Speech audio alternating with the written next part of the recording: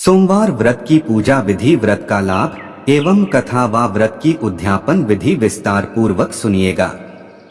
16 सोमवार व्रत की विधि। दाम्पत्य जीवन की खुशहाली और मनपसंद जीवन साथी पाने के लिए यह व्रत किया जाता है। ऐसी मान्यता है कि 16 सोमवार के व्रत का आरंभ श्रावण मास से करें तो यह और भी फलदायी होता है। पौराणिक मान्यताओं में बताया गया है कि 16 सोमवार का व्रत रखने का आरंभ सबसे पहले मां पार्वती ने स्वयं किया था और उनकी कड़ी तपस्या और व्रत के शुभ प्रभाव की वजह से उन्हें भगवान शिव पति के रूप में प्राप्त हुए थे।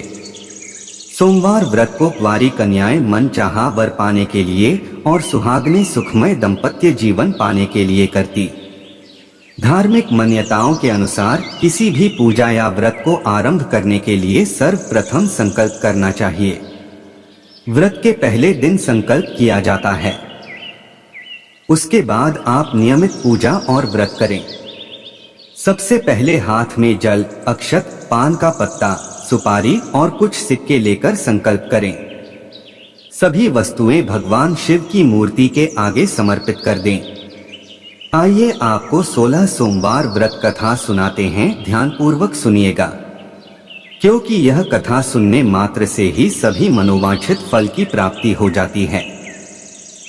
संपूर्ण 16 सोमवार व्रत कथा। सोमवार व्रत कथा। अमरपुर नगर में एक धनी व्यापारी रहता था।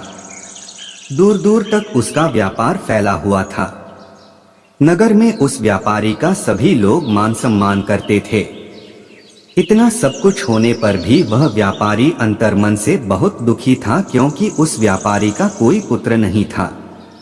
दिन रात उसे एक ही चिंता सताती रहती थी, उसकी मृत्यु के बाद उसके इतने बड़े व्यापार और धन संपत्ति को कौन संभालेगा।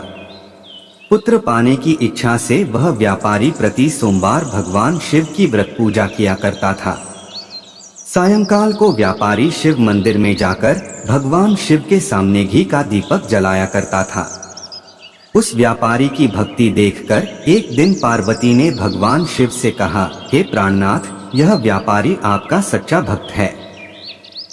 कितने दिनों से यह सोमवार का व्रत और पूजा नियमित कर रहा है। भगवान, आप इस व्यापारी की मनोकामना अवश्य पूर्ण करें। भगवान शिव ने मुस्कुराते हुए कहा, हे पार्वती, इस संसार में सबको उसके कर्म के अनुसार फल की प्राप्ति होती है। प्राणी जैसा कर्म करते हैं उन्हें वैसा ही फल प्राप्त होता है। इसके बावजूद पार्वती जी नहीं मानी। उन्होंने आग्रह करते हुए कहा, नहीं प्राणनाथ, आपको इस व्यापारी की इच्छा पूरी करनी ही पड़ेगी। यह आपका अनन्य भक्त है। प्रति सोमवार आपका विधिवत व्रत रखता है और पूजा अर्चना के बाद आपको भोग लगाकर एक समय भोजन ग्रहण करता है। आपको इसे पुत्र प्राप्ति का वरदान देना ही होगा। पार्वती का इतना आग्रह देखकर भगवान शिव ने कहा, तुम्हारे आग्रह पर मैं इस व्यापारी को पुत्र प्राप्ति का वरदान देता हूँ, लेकिन इसका पुत्र 16 वर्ष से अधिक जीवित नहीं रहेगा। उसी रात भगवान शिव ने स्वप्न में उस व्यापारी को दर्शन देकर उसे पुत्र प्राप्ति का वरदान दिया और उसके पुत्र के 16 वर्ष तक जीवित रहने की बात भी बताई। भगवान के वरदान से व्यापारी को खुशी तो हुई, लेकिन पुत्र की अल्पायु की चिंता ने उस खुशी को नष्ट कर दिया। व्यापारी पहले की तरह सोमवार का विधिवत व्रत करता रहा। कुछ महीने पश्चात उसके घर अति सुंदर पुत्र उत्पन्न हुआ। पुत्र जन्म से व्यापारी के घर में खुशियां भर गईं। बहुत धूमधाम से पुत्र जन्म का समारोह मनाया गया। व्यापारी को पुत्र जन्म की अधिक खुशी नहीं हुई, क्योंकि उसे पुत्र की अल्प आयु के रहस्य का पता था। यह रहस्य घर में किसी को नहीं मालूम था। विद्वान ब्राह्मणों ने उस पुत्र का नाम अमर रखा। अमर अपने ननिहाल में अपने मामा के यहाँ पर रहने लगा। समय बीतता गया और उस बालक की उम्र 16 वर्ष की जैसे ही पूरी हुई, यमराज ने बालक की प्राण ज्योति को निकाल लिया और लेकर चले गए। अब तो बालक के मरने का समाचार पूरे नगर में फैल गया। माता पिता, सगे संबंधी सभी विलाप करने लगे। आसपास के लोग भी एकत्र होकर दुख प्रकट करने लगे। मामा के रोने विलाप करने के स्वर समीप से गुजरते हुए भगवान शिव और माता पार्वती ने भी सुने। पार्वती जी ने भगवान से कहा, प्राणनाथ, मुझसे इसके रोने के स्वर सहन नहीं हो रहे, आप इस व्यक्ति के कष्ट अवश्य दूर करें। भगवान शिव ने पार्वती जी के साथ अदृश्य रूप में समीप जाकर अमर को देखा तो पार्वती जी से बोले, पार्वती, यह तो उसी व्यापारी का पुत्र है, मैंने इसे 16 वर्ष की आयु का वरदान दिया था, इसकी आयु तो पूरी हो गई।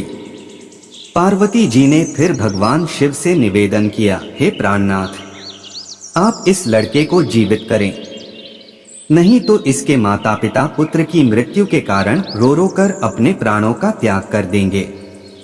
इस लड़के का पिता तो आपका परम भक्त है, वर्षों से सोमवार का व्रत करते हुए आपको भोग लगा रहा है। पार्वती के आग्रह करने पर भगवान शिव ने उस लड़के को जीवित होने का वरदान दिया और कुछ ही पल में वह जीवित होकर उठ बैठा। शिक्षा समाप्त करके अमर मामा के साथ अपने नगर की ओर चल दिया। दोनों चलते हुए उसी नगर में पहुंचे जहां अमर का विवाह हुआ था। उस नगर में भी अमर ने यज्ञ का आयोजन किया। समीप से गुजरते हुए नगर के राजा ने यज्ञ का आयोजन देखा। राजा ने अमर को तुरंत पहचान लिया। यज्ञ समाप्त होने पर राजा अमर और उसके मामा को महल में ले गया और कुछ दिन उन्हें महल में रखकर बहुत सा धन वस्त्र देकर राजकुमारी के साथ विदा किया। रास्ते में सुरक्षा के लिए राजा ने बहुत से सैनिकों को भी साथ भेजा। दीपचंद ने नगर में पहुंचते ही एक दूत को घर भेजकर अपने आगमन की सूचना भेजी। अपने बेटे अमर के जीवित वापस लौटने की सूचना से व्यापारी बहुत प्रसन्न हुआ। व्यापारी ने अपनी पत्नी के साथ स्वयं को एक कमरे में बंद कर रखा था। भूखे प्यासे रहकर व्यापारी और उसकी पत्नी बेटे की प्रतीक्षा कर रहे थे। उन्होंने प्रतिज्ञा कर रखी थी कि यदि उन्हें अपने बेटे की मृत्यु का समाचार मिला तो दोनों अपने प्राण त्याग देंगे। व्यापारी अपनी पत्नी और मित्रों के साथ नगर के द्वार पर पहुंचा। अपने बेटे के विवाह का समाचार सुनकर पुत्रवधू राजकुमारी चंद्रिका को देखकर उसकी खुशी का ठिकाना न रहा। उसी रात भगवान शिव ने व्यापारी के स्वप्न में आकर कहा, हे श्रेष्ठी, मैंने तेरे सोमवार के व्रत करने और व्रत कथा सुनने से प्रसन्न होकर तेरे पुत्र को लंबी आयु प्रदान की है। व्यापारी बहुत प्रसन्न हुआ। सोमवार का व्रत करने से व्यापारी के घर में खुशियां लौट आईं।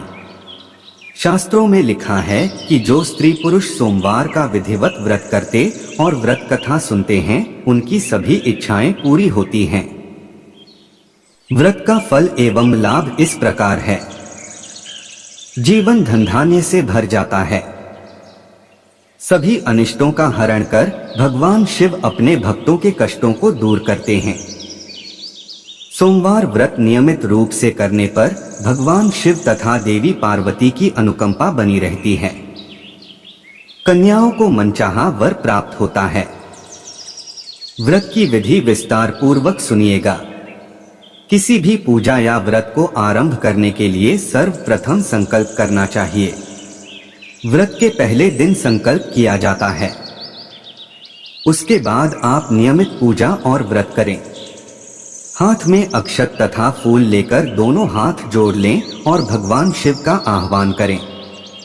हाथ में लिए हुए फूल और अक्षत शिव भगवान को समर्पित करें। सबसे पहले भगवान शिव पर जल चढ़ाएं। जल के बाद सफेद वस्त्र अर्पित करें। सफेद चंदन से भगवान को तिलक लगाएं एवं तिलक पर अक्षत लगाएं। सफेद पुष्प, धतूरा, बेलपत्र, भांग एवं पुष्पमाला अर्पित करें। अष्टगंध धूप अर्पित कर दीप दिखाएं। भगवान को भोग के रूप में ऋतु फल या बेल और नैवेद्य अर्पित करें।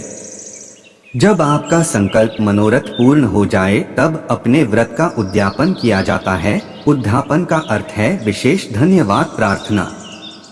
किसी कुशल ब्राह्मण के द्वारा पूजन कथा हवन कराए, कन्या व ब्राह्मणों को भोजन कराए, उन्हें दक्षिणा वस्त्र सफेद वस्तुओं का दान करे, जैसे सफेद वस्त्र, चांदी इत्यादि। कथा पूजन के बाद हवन किया जाता है। ऐसे करें सोमवार व्रत का उद्यापन। सोमवार व्रत रखने से पहले आप जितने व्रत करने का संकल्प लेते हैं उतने ही सोमवार को व्रत करें, और जब आपकी मनोकामनाएं पूरी हो जाएं तब सोमवार के व्रत का उद्यापन कर दें। उद्यापन पूरे विधि विधान से किया जाना जरूरी है, तो वहीं सोमवार का दिन भगवान भोलेनाथ को समर्पित है। इस दिन देवों के देव महादेव की विशेष पूजा करने और व्रत रखने का विधान है। आप अपनी मनोकामना की पूर्ति के लिए 16 सोमवार या मनोकामना पूरी होने तक का सोमवार व्रत रख सकते हैं।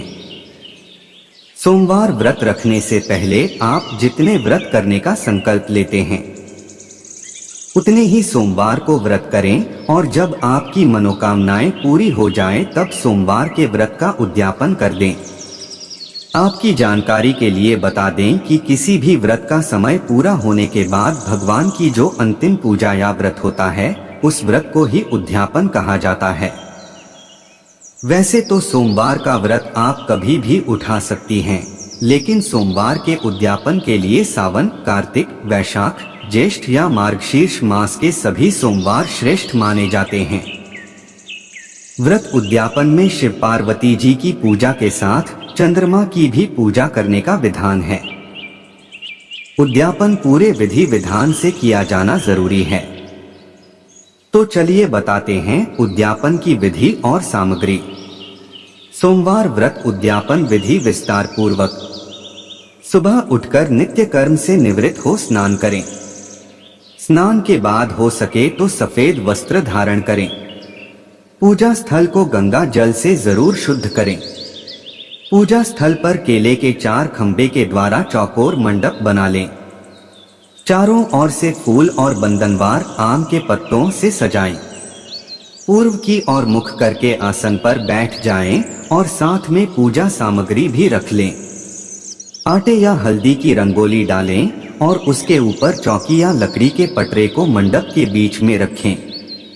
इसके बाद चौकी पर साफ और कोरा सफेद वस्त्र बिछाएं। उस पर शिव पार्वती जी की प्रतिमा या फिर फोटो को स्थापित करें। चौकी पर किसी पात्र में रखकर चंद्रमा को भी स्थापित करें। सबसे पहले अपने आप को शुद्ध करने के लिए पवित्रीकरण जरूर करें। यह व्रत कथा, पूजा विधि अथवा व्रत का उद्यापन विधि मान्यताओं के आधार पर आधारित है।